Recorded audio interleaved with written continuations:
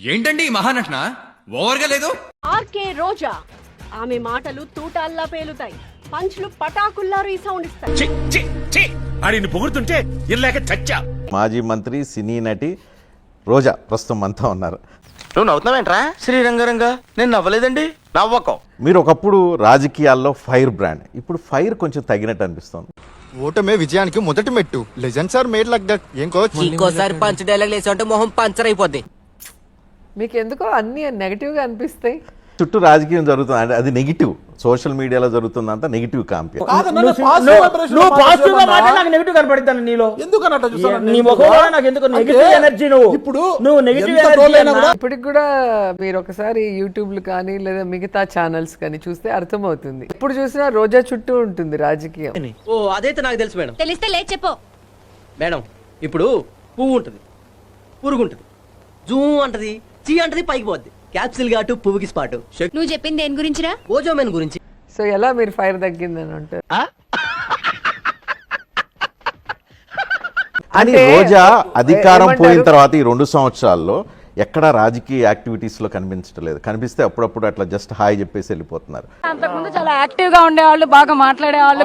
ఉద్యోగం పీకేశారు అనుకో, మైకట్టు తిరుగుతావా?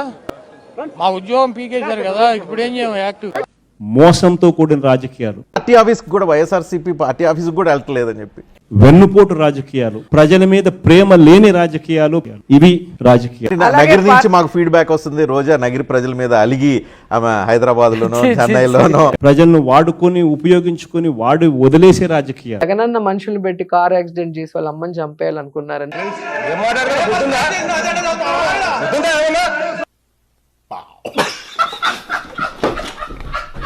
ఆ స్పీడు, ఆ గతంలో ఉన్నంత ఇంట్రెస్ట్, ఇన్వాల్వ్మెంట్ ఎక్కడ ఏం కనిపించలేదు. మీరు ఇలాగ నన్ను రెచ్చగొట్టి గట్టి మాట్లాడిస్తారు, వాళ్ళు నన్ను బొక్కలేస్తారు.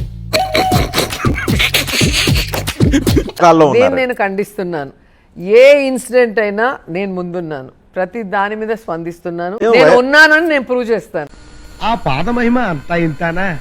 చావాల్సింది బతుకుతుంది, బ్రతకాల్సింది చస్తుంది. వైఎస్ఆర్సీపీ ఇప్పుడు ఏముందిలే, ఇప్పుడు అధికారంలో లేదు కదా, సరే సైలెంట్ అయిపోదాం, మళ్ళీ తర్వాత ఎలక్షన్ ముందు చూసుకుందాం. ఓటమే విజయానికి మొదటి మెట్టు. నెక్స్ట్ మ్యాచ్ నన్ను లేపండి. నెక్స్ట్ మ్యాచ్ నెక్స్ట్ ఇయర్ నువ్వు రెస్ట్ తీసుకుందాం. మాట్లాడితేమో ఈ రోజాకి పని పాట లేదు, ఎప్పుడు మాట్లాడుతూనే ఉంది అని మీరే అంటారు. దాని నోరు ఎప్పుడైనా చూసావా? బౌర్ కప్పల ఎంత ఉంటది. మాట్లాడకపోతేమో సైలెంట్ ఎందుకు అయిపోయారు, ఫైర్ ఎందుకు తగ్గింది అంటారు. ఎన్నావా ఎంత ఎనసొంపుగా ఉందో ఆ స్టోను అంట.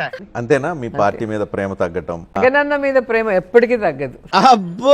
ఎవరికి వాళ్ళు ఫైట్ చేసుకోవాలి, ఎవరికి వాళ్ళు ఇమేజ్ బిల్డప్ చేసుకోవాలి, ఎవరికి వాళ్ళు ఆ పోటీలో ముందుండాలి. ఇండియాలో మన డబ్బా ఎవడు కొట్ట బావా, మన డబ్బా మనమే కొట్టుకోవాలి. ఏమో ఆంధ్రప్రదేశ్ మీద విరక్తి చెంది తమిళనాడు పాలిటిక్స్ లోకి వెళ్ళాలని చెప్పి అక్కడ కూడా మీరు పాపులర్ కాబట్టి అక్కడ కూడా ఏదో పార్టీలో చేరదాం, విజయ్ పార్టీ. అటు చూడు ஸ்டாலின் சார் எப்பவுமே சந்தோஷமா சக்சஸ்ஃபுல்லா 100 ஆண்டு நல்லபடியா இருக்கணும்னு கடவுள் வேண்டிக்கு. నీ అంత నీచమైన జాతకం ఈ ప్రపంచంలో ఇంకెవరికి ఉండదురా. ఎందుకంటే ఆ తర్వాత జరిగే ఘోరాలు నీ కళ్ళతోనూ చూడలేవు. సెట్ ఉంటుంది కదా, ఎంత కష్టపడి పని చేసాం, ఇంత వెల్ఫేర్ చేసాం, ఇంత డెవలప్ చేసాం, మనం ఎందుకు ఓడిపోయామన్న ఒక బాధలో నేను ఒక 2 months జరుగుద్ది. అవన్నీ నమ్మే ఉంటే నీ ఫేస్ లాగే నువ్వు ఏదో కన్నాలేసుకు బతకాల్సి వస్తుందిరా.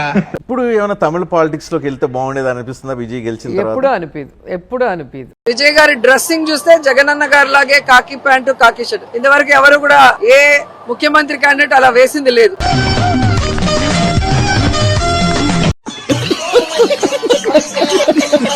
మీ పార్టీ కానీ అసలు ఇంత ఘోరం ఓటమికి కారణం ఏంటి అని ఎప్పుడైనా ఆలోచించారా, రియలైజ్ అయ్యారా, అవలోకనం చేసుకున్నారా? చేసిన తప్పులు ఏమైనా గుర్తుకొచ్చినాయా? గుర్తుకొస్తే ఏమైనా 1-2 చెప్పగలుగుతారా? ఓడిపోయామనేది పబ్లిక్ లో ప్రజలకు మంచి చేశాం కాబట్టి దేని వల్ల ఓడిపోయామనేది ఇప్పటికీ అర్థం కావట్లేదు. ఎందుకంటే ఇప్పటికీ నమ్ముతున్నారు ఈవీఎం మిషన్ వల్ల 100%. ఎందుకంటే అన్నం ఉడికిందా లేదా అని అన్నం మొత్తం చూడడం అవసరం లేదు, ఒక మెతుకు చూస్తే చాలంటారు. ఇలాంటి సూక్తులు ఉంటాయి గోడ మీద రాయి, నేను చూసుకునేటప్పుడు చదువుతా. ఈవీఎంలు అంటున్నారు, ఇప్పుడు విజయ్ గెలిచాడు, విజయ్ కూడా ఈవీఎంల వల్ల గెలిచాడు.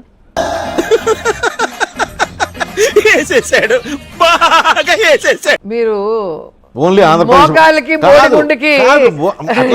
మరి ఓన్లీ ఆంధ్రప్రదేశ్ లోనే ఈవీఎంల వల్ల కూటమి గెలిచింది, మిగతా రాష్ట్రాలు ఎక్కడ ఈవీఎంల గురించి ఉండదు అని అనుకోవడానికి విమానంలో ఉన్నోళ్ళంతా ఎగురుతున్నామని అనుకుంటారమ్మా, కానీ నిజానికి విమానం మాత్రమే ఎగురుతుంది, మనం కూర్చుంటాం అంతే.